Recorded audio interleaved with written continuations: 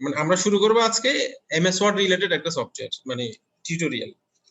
এটা হচ্ছে এই লেকচারটা যেটা কভার করে সেটা হলো এমএস ওয়ার্ড কি, এমএস ওয়ার্ড এর মাধ্যমে আমরা কি কি করতে পারি, কি কি ডকুমেন্টস বানাতে পারি, এই রিলেটেড করবে। এমএস ওয়ার্ড এর পরিচিতি কিভাবে টাইপ করতে হয়, কিভাবে বাংলা টাইপ করতে হয়, এগুলো আমরা দেখবো আর কি এখানে। তো এখন এমএস ওয়ার্ড হচ্ছে এমএস ওয়ার্ড এর অনেক ভার্সন রয়েছে। ভার্সন হচ্ছে আমার পিসিতে যেটা আছে সেটা হলো 2013, লেটেস্ট আরো চলে আসছে 2020 পর্যন্ত আসছে মনে হয়, 2021 ভার্সন কি প্রতি বছর ভার্সন এরা চেঞ্জ করে। তো এখন এগুলোর সবগুলোর একটা নাম আছে, যা কিছু তুমি দেখতেছো সেটা মূলত এটা দিয়ে যে কাজটা করা হয়,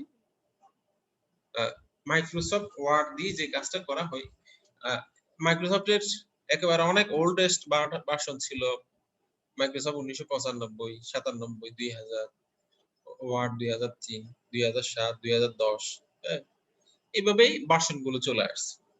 এই মাইক্রোসফট ওয়ার্ড দিয়ে যে কাজটা করা হয়, আমরা একটা ডকুমেন্ট বানাতে পারি। ডকুমেন্ট মানে হলো একটা অ্যাপ্লিকেশন বানাতে পারি, একটা পিকচারও আঁকতে পারি এখানে।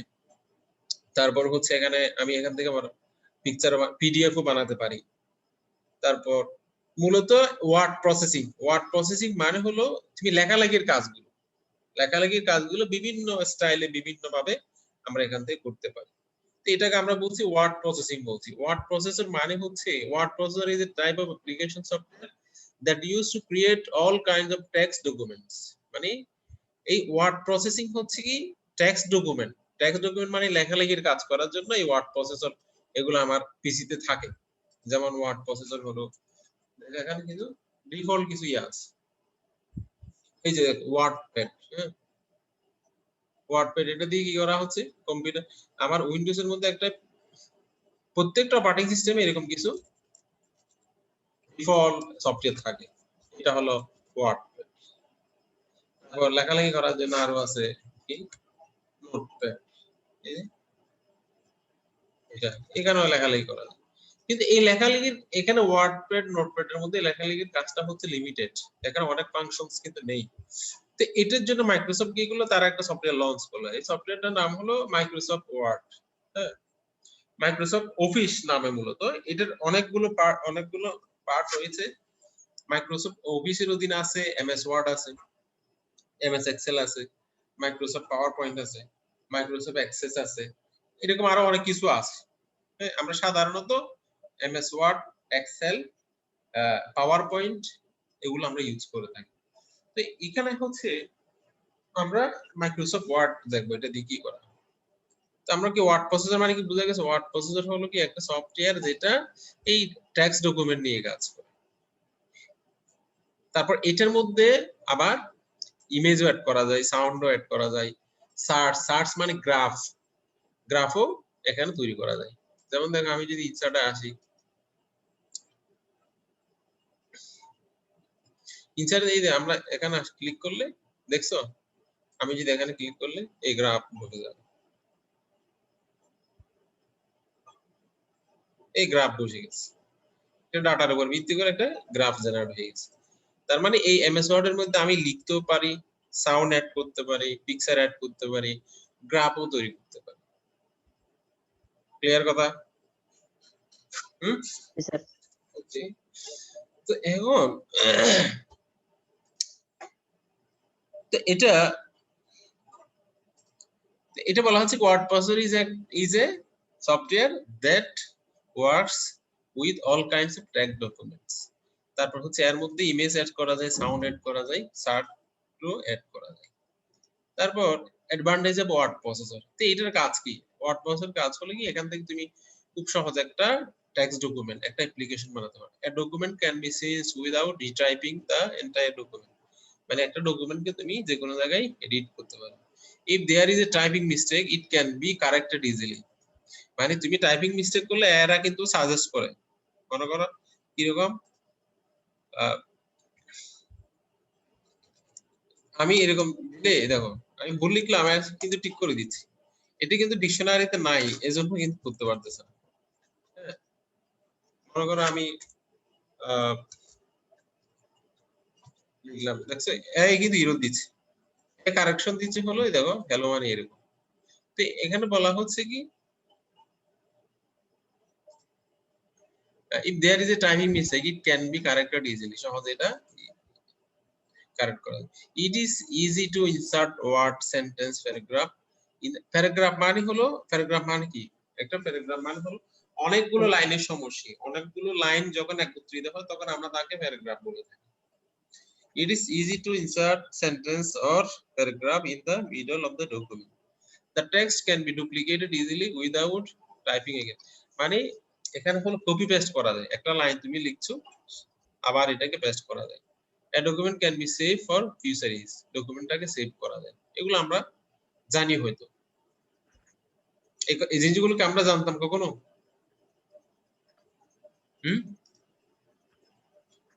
স্যার একটু জানতাম। আমরা আরো বিস্তারিত জানবো।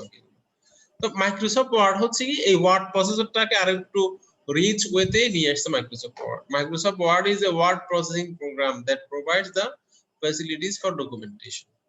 মানে সে মূলত মাইক্রোসফট ওয়ার্ড করে কি ডকুমেন্টেশন টেক্সট ডকুমেন্ট নিয়ে কাজ করার জন্য তোমাকে যাবতীয় ফ্যাসিলিটি দিয়ে থাকে। It can be used to create and type letters, reports, newsletters, brochures. Brochures মানে হলো কোম্পানি প্রোভাইড। মানে কি আমরা ব্রোশিয়ার তৈরি করতে এমএস ওয়ার্ড ইউজ করি, নিউজ লেটার্স মানে লেটার্স, রিপোর্ট বানাতে, আবার লেটার্স তো আমি জানি। এগুলোর জন্য আমরা এমএস ওয়ার্ড ইউজ করে থাকি। তো এমএস ওয়ার্ড কি কি বানানো যায় এখানে বিশালভাবে বলা আছে। Use of MS Word for office work, preparing letter, একটা লেটার তৈরি করার জন্য। লেটার মানে কি? চিঠি। মনে করো তুমি একটা তোমার ভার্সিটির অ্যাকাউন্টস অফিসকে একটা অ্যাপ্লিকেশন দিবে, সেটা হচ্ছে সাপোজ তুমি একটা পরীক্ষা দিতে পারোনি, রিজন উল্লেখ করে অ্যাপ্লিকেশন লিখবে। তো এটা হচ্ছে কি প্রিপারিং লেটার, প্রিপারিং অ্যাপ্লিকেশনস, হ্যাঁ দরখাস্ত, প্রিপারিং নোটিশ, তুমি নোটিশ এখন তৈরি করতে পারো। প্রিপারিং ফ্যাক্সেস, মেইল ফ্যাক্স করতে পারো। ফ্যাক্স মানে বুঝে? ফ্যাক্স মূলত একটা কি ছিল, ইমেল ছিল আর কি। আগের ইমেল গুলোকে আমরা ফ্যাক্স বলছি। মানে ফ্যাক্স একটা মেশিন ছিল। ফ্যাক্স মেশিন দেখছো? জি না স্যার। দেখো না, ফ্যাক্সের মাধ্যমে করা যেত কি, মনে করো তোমার বাসায় একটা ফ্যাক্স আছে, মানে একটা মেশিন আছে, আমার বাসায় একটা মেশিন আছে। আমি ফ্যাক্স থেকে কি একটা টাইপ করে একটা ডকুমেন্টস দিলে এটা তোমার ওখানে ওই ডিভাইস থেকে প্রিন্ট হয়ে বের হবে। এটা ছিল ফ্যাক্সের কাজ। ঠিক আছে? জি। প্রিপারিং মেমোরেন্ডামস, মেমোরেন্ডামস মানে কি? স্মরণিকা। প্রিপারিং লিগ্যাল প্রিডিংস মানে এটা আইনগত। তারপর হচ্ছে প্রিপারিং মিটিং এজেন্ডাস মানে মিটিং এর এজেন্ডা। প্রিপারিং ক্যালেন্ডার, ক্যালেন্ডার তৈরির জন্য। প্রিপারিং রিজিউমস, রিজিউম মানে সিভি। রিজিউম মানে কি?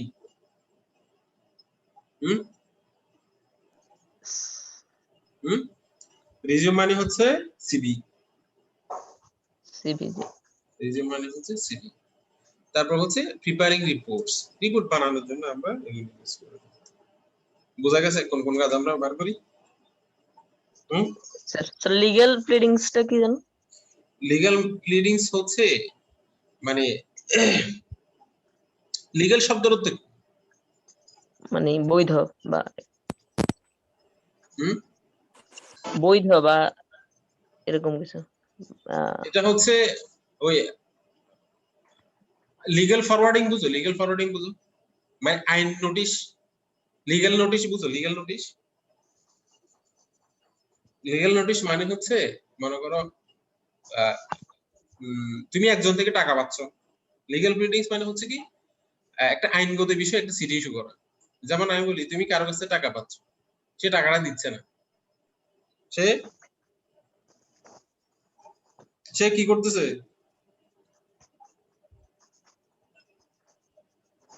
এই কথা শুনছো? জি স্যার শুনতেছি। মানে সে টাকাটা দিচ্ছে না তোমার, তো তুমি করতে চাচ্ছ কি এর বিরুদ্ধে একটা মামলা করবে, এর বিরুদ্ধে মামলা করবে। তো এখন তার আগে মামলার আগে একটা নিয়ম হচ্ছে কি লয়ারের মাধ্যমে আইনগত নোটিশ দাও। জি। লয়ারের মাধ্যমে আইনগত নোটিশ দাও। আইনগত নোটিশ দাও। আইনগত নোটিশ দাও এটাকে বলা হচ্ছে লিগ্যাল প্লিডিংস। জি। কারণ দর্শানো, হুম জি জি মানে মানে তুমি বলতে চাচ্ছ কি তুমি আমি তোমার কাছে টাকা পাই, টাকা যদি আগামী 3 দিনের মধ্যে না দিলে আমি তোমার বিরুদ্ধে মামলা দায়ের করবো, এইটা হলো লিগ্যাল নোটিশ। লিগ্যাল প্রিডিংস হচ্ছে এইটাই মূলত আইনগত কফিয়ত, মানে আইনগত কফিয়ত উল্লেখ করা। তুমি আমার টাকা দিচ্ছ না, না দিলে তোমার বিরুদ্ধে আমি মামলা দায়ের করবো। ক্লিয়ার কথা? জি এই স্যার দেখে আইনগত নোটিশের ক্ষেত্রে আমরা আইনগত কৈফিয়তের ক্ষেত্রে আমরা মানে আইনগত নোটিশের ক্ষেত্রে আমরা এমএস ওয়ার্ড ইউজ করে থাকি। মূলত যে কোনো ধরনের ডকুমেন্ট প্রিপারেশনের জন্য আমরা এমএস ওয়ার্ড ইউজ করতে পারি। পার্টস অফ ওয়ার্ড ইন্টারফেস মানে এটার কিছু পরিচিতি, যেমন দেখো এগুলো এখানে বলা হচ্ছে, আমি যদি এটা ওপেন করি, আমি এটা ওপেন করলাম, এগুলোর প্রত্যেকটার একটা নাম আছে। এটাকে বলা হচ্ছে কি মেনু বার বলে, তারপর হচ্ছে এটাকে স্ক্রোল বার বলা হয়, তারপর এখানে এটাকে কার্সর বলা হয়, তারপর হচ্ছে এগুলো সম্পর্কে এখানে বলা হচ্ছে। যেমন এটাকে কার্সর বলি, এটা হলো টাইটেল বার উপরের এইটা লেখাটা এখানে মার্ক করে দেওয়া আছে, এটাকে বলা হচ্ছে কি ভার্টিক্যাল স্ক্রোল বার। এটা হলো জুম স্লাইড, এটা যদি আমি এদিকে আনলে এটা জুম মানে জুম ইন হয়, এদিকে আনলে জুম আউট হয়। ডকুমেন্টস ভিউ, এই ডকুমেন্টস ভিউ হচ্ছে কি আমি আমার ডকুমেন্টসটাকে বিভিন্ন ভিউতে দেখতে পারি। এটা হচ্ছে স্ট্যাটাস বার। তারপর হচ্ছে এটা ওয়ার্কিং এরিয়া, তারপর হচ্ছে এগুলো হলো রুলস। এগুলো সম্পর্কে হয়তো আমরা জানি, আগে কখনো এমএস ওয়ার্ডে লেখালেখি করছো তোমরা, লিখছো কখনো?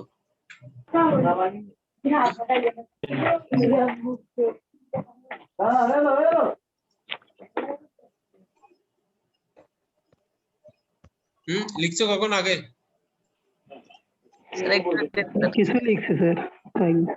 ওকে, আমরা একদিন ল্যাব ক্লাস নিব আর কি, একদিন সবাই ভার্সিটিতে চলে আসবো, ভার্সিটিতে আমরা একদিন ক্লাস নিয়ে সবকিছু দেখাবো আর কি। ঠিক আছে?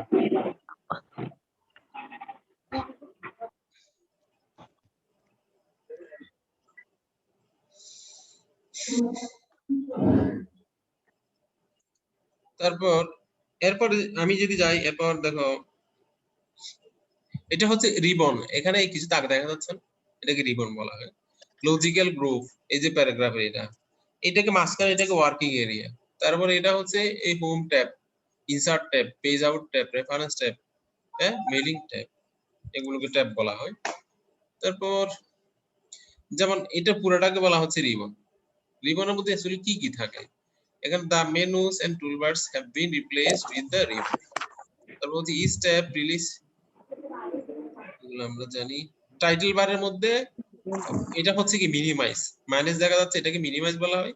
এই যে একটা ঘরের মধ্যে দেখা যাচ্ছে এটাকে ম্যাক্সিমাইজ বলা হয়। আর ক্রস এটা হচ্ছে কি ক্লোজ, ঠিক আছে, ক্লোজ। জাস্ট এগুলো আমাদের জানলে হবে। তারপর এটাকে আমরা বলছি কি রুলার্স। তারপর এটা হচ্ছে কি স্ক্রল আপ, আমি যদি এটাকে উপরের দিকে টান দিলে আমার পেজটা উপরের দিকে যায়, এটা নিচের দিকে টান দিলে স্ক্রল বার মানে ডাউন হয়ে যায়, এটা ডাউন এরো। এটা হলো ব্রাউজ বাটন, ব্রাউজ সিলেক্টর। মূলত আমি এই স্ক্রলটাকে আমি উপরের দিকে নিয়ে গেলে আমার পেজটা উপরের দিকে যায়, নিচের দিকে আনলে নিচের দিকে চলে যায়। ঠিক আছে? জি স্যার ওকে, তো স্ট্যাটাস বারের মধ্যে যেটা দেখা যায় সেটা হচ্ছে কি আমি কোন পেজে আছি, কতটা ওয়ার্ড আছে, এটা কি ইংলিশ না বেঙ্গলি, সেটা আমরা স্ট্যাটাস বার থেকে দেখতে পারি। স্ট্যাটাস বার হচ্ছে কি আমি কত নাম্বার পেজে আছি। স্ট্যাটাস বলা হচ্ছে show current page number and total page, কতটা পেজের মধ্যে আমি কোন পেজে আছি সেটা আমার স্ট্যাটাস বার দেখায়। তারপর ওয়ার্ড কাউন্ট, একটা পেজের মধ্যে কতটা ওয়ার্ড আছে সেটা ওয়ার্ড কাউন্ট শো করে। ঠিক আছে? তারপর হচ্ছে কোন ল্যাঙ্গুয়েজ আমি লিখছি সেটা স্ট্যাটাস বার আমাকে শো করে। এরপর হচ্ছে দেখো ফাইল, ক্রিয়েট নিউ ফাইল, আমি একটা ফাইল কিভাবে তৈরি করতে পারি সেটা হচ্ছে কি এই ফাইলে একটা মেনু আছে, ফাইল ট্যাব থেকে আমি ক্লিক করলাম নিউ ব্ল্যাঙ্ক ডকুমেন্ট। এটা কিভাবে করি আমরা যদি দেখি, ফাইল তৈরি করতে পারি আমরা এমএস ওয়ার্ডে।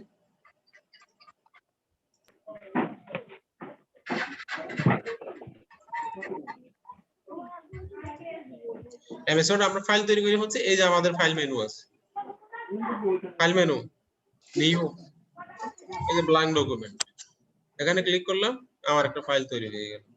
ফাইলের মধ্যে লিখলাম কি আমরা, মনে করো this is the first class of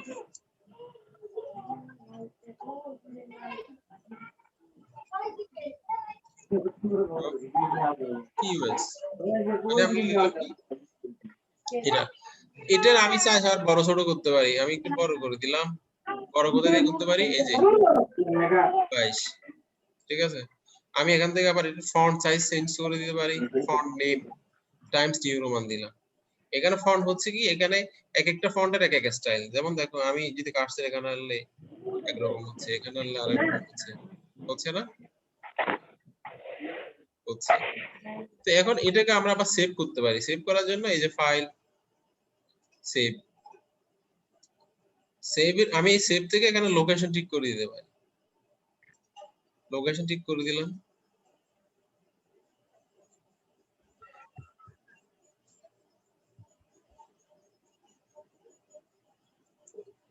এই ফাইলের নাম দিলাম আমি এটা তোমাদের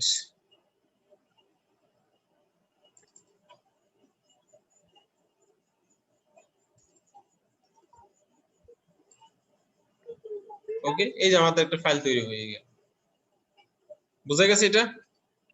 আর এখানে দুইটা অপশন দেখছি, save, save S. Save S মানে হচ্ছে আমরা এখন এটাকে সেভ এস করি। হ্যাঁ, সেভ এস হচ্ছে মনে করো ফাইল সেভ এস মানে হলো আগের ফাইলটাকে তুমি রিনেম করে দিতে পারবা। আগের ফাইলটা আছে, তুমি এটাকে আবার নতুন করে সেভ করতে চাচ্ছ। এটা আমি নতুন করে আবার এটা সেভ করলাম। এটা কোথায় নিয়ে গেলাম, এই যে ডেস্কটপে নিয়ে গেলাম। ঠিক আছে, সেভ এস মানে হলো এটাই। ক্লিয়ার? জি স্যার।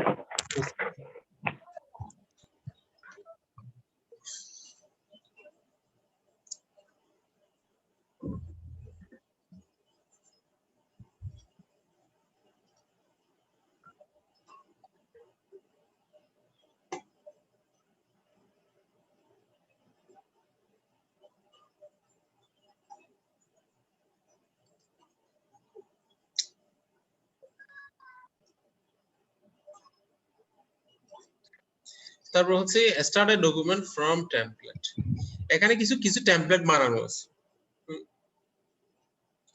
টেমপ্লেট মানে হচ্ছে কি, টেমপ্লেট মানে হলো কিছু আর্কিটেকচার বানানো আছে, ওখান থেকেও আমরা ফাইল তৈরি করতে পারি। যেমন click file tab, click new, under available template, মানে এখানে কিছু টেমপ্লেট আছে। টেমপ্লেট মানে হচ্ছে কি কিছু রেডিমেড এখানে টেমপ্লেট এরা বানায় রাখছে। মনে করো আমি ফাইলে আসলাম,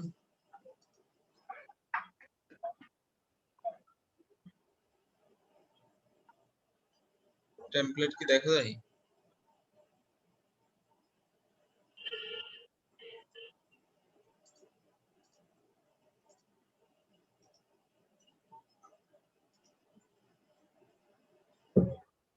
নিউ, নিউ থেকে সার্চ ফর অনলাইন টেমপ্লেট। এই যে আমি যদি আসি, দেখো অনেকগুলো টেমপ্লেট বানানো আছে। সাপোজ আমি এটা নিলাম, ক্রিয়েট, মানে এটা অনলাইন থেকে আসতেছে। ডাউনলোডিং ইউর টেমপ্লেট, এই যে টেমপ্লেট বসে গেছে। দেখো এখানে চাইলে আমি টাইপ করতে পারি।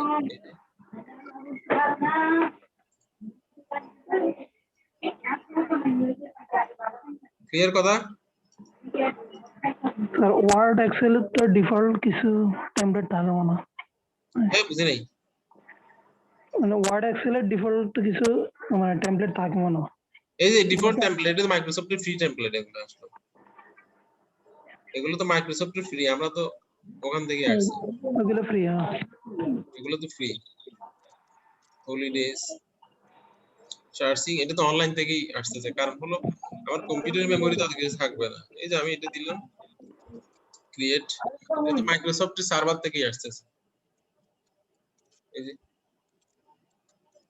তুমি এখানে চাইলে আবার নিজের মতো করে এডিট করে নিতে পারো। ক্লিয়ার কথাটা? টেমপ্লেট মানে হলো একটা ডিজাইন, একটা আর্কিটেকচার। কথা কি বোঝা গেছে? হুম, জি স্যার। ওকে। জি স্যার। তাহলে আজকে এতটুকু আর কি, আমরা নেক্সট ক্লাসে এরপরে এখন এমএস ওয়ার্ড কিন্তু তুমি তোমার স্মার্টফোনও কিন্তু ইনস্টল করে টাইপ করতে পারো। স্মার্টফোন আছে না তোমাদের? আছে? জি স্যার। ওখানেও টাইপ করে দেখতে পারো আর কি। আর যাদের বাসায় কম্পিউটার আছে তো সবাই এমএস ওয়ার্ড কিভাবে কাজ করে টাইপ করে দেখবা, মানে একটা ডকুমেন্টস লিখে রাখবে। আগামী ক্লাসে তোমাদের কাজ হচ্ছে কি সবার আহ সবার জন্য একটা সিম্পল বায়োডাটা লিখে নিয়ে যাও এমএস ওয়ার্ড এর মধ্যে, আমাকে কাজটা দেখাবো। ওইটার জন্য মার্কস থাকবে 5 মার্কস। ক্লিয়ার? কাজটা হবে কি একটা বায়োডাটা বানানো। বায়োডাটা হচ্ছে কি, বায়োডাটা মানে বুঝি, বায়োডাটা মানে হলে যেখানে তোমার নাম থাকবে, মোবাইল নাম্বার থাকবে, father's name, mother's name, present address, হ্যাঁ, পার্মানেন্ট অ্যাড্রেস, এই কিছু সিম্পল ইনফরমেশন গুলো থাকবে। আরো অনেক কিছু থাকতে পারে, জাস্ট কিছু বেসিক ইনফরমেশন দিয়ে তুমি একটা বায়োডাটা বানিয়ে নিয়েছো এমএস ওয়ার্ড দিয়ে। এটা মোবাইল দিয়েও পারা যায়, ঠিক আছে? যারা পারো ওয়েলকাম, যারা পারো না সবাই ট্রাই করবা, ঠিক আছে কথা? আসসালামু আলাইকুম স্যার, এটা কি এখন দেয়া যাবে?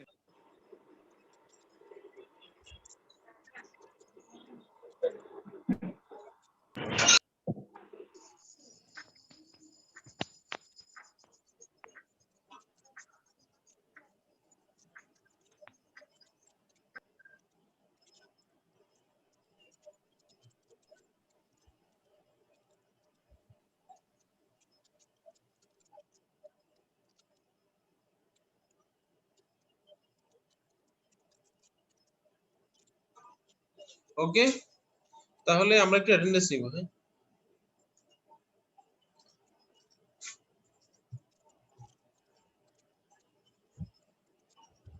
সত্তর আসো, জি স্যার আছি। 75, 35 আসো, 12 আসো, 61 আসো, 34 আসো, 66 আসো, 73 আসো, 45 আসো। আর কেউ আসো? আছে স্যার, কে 33 আসো? Sir, sir 33। 06 33, ওকে। হ্যাঁ, স্যার 06 06। স্যার যারা কি বলো? ভাইবা কি এখন নেওয়া যাবে স্যার? আমি তো ওয়াইফাই এর জন্য এতক্ষণ থাকতে পারি নাই শুরুতে। 06 কই? 06 এ আছে এখানে রোল নাম্বার নাই তো?